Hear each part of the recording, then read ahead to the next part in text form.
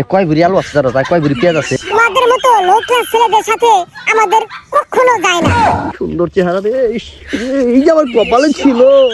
হ্যাঁ রে ভাই, করছে কি রে ভাই? বিয়া করছে? যাই তো ভাইয়ের কাছে, যাই দেখি। আসসালামু আলাইকুম ভাই। ওয়ালাইকুম আসসালাম।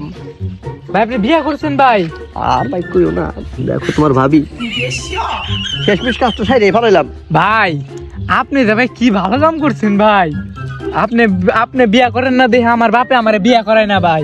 জানেন না ভাই, শীতকাল হয়ে গেছে, কত কই আমারে বিয়া করাও, আমারে বিয়া করাও। ওই তোর বড় ভাই তখন তোকে বিয়া করে নাই, তুই বিয়ার নাম নেস, শরম করে না? এই শুনো জান, এই ভালো এই পরিচয় হয়, এটা আমার ছোট ভাই, ঠিক আছে? তোমার দেওয়ার লাগে। আসসালামু আলাইকুম, কেমন আছেন? ওয়ালাইকুম আসসালাম ভাবি জান, আপনি ভালো আছেন ভাবি? এই তো ভালো আছি। ভাবি আপনার এগুলা কি ভাবি? এই তরকারি পইরা আসছেন কেন? এই তোমার ভাই কি ছোট লোক নাকি? হ্যাঁ, সে কি এখন এগুলো চিনে না, জানে না? কি আবার ইজ্জত খাবি নাকি? এটা কয় ভরি আলু আছে জানো, তাই কয় ভরি পেঁয়াজ আছে? এগুলো দাম তোর ধারণা আছে? এগুলো কেমন দাম তোর ধারণা আছে? আচ্ছা বুঝছি ভাবি, আমি যখন বিয়ে করি না আপনার এই নেকলেসটা আমার একটু দিন, হ্যাঁ আমার বউরে পরামু। আমি তো জানতাম তুমি আমার এগুলো চাবা। তুমি তো একেবারে ছোট লোক, তুমি তো তোমার তো এগুলো কেনার কোনো সামর্থ্য নাই। তুমি জানো তোমার ভাইয়া ওইগুলো কিনতে পারতো না।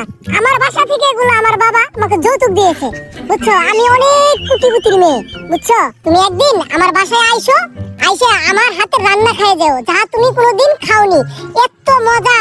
তুমি তো ফকিন্নি, তোমার তো খাওয়ার মতো যোগ্যতা নাই। এই চলো আমরা এখান থেকে চলে যাই। যাই রে।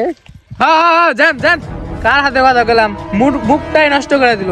গলায় তরকারি চলে আবার বড় বড় লেকচার। এই ফকিন্নিদের সাথে তুমি আর আমাকে মিশায় না তো, এই কিছুই বুঝে না। চলো এই জায়গা থেকে। ঠিক আছে জান, চলো যাই।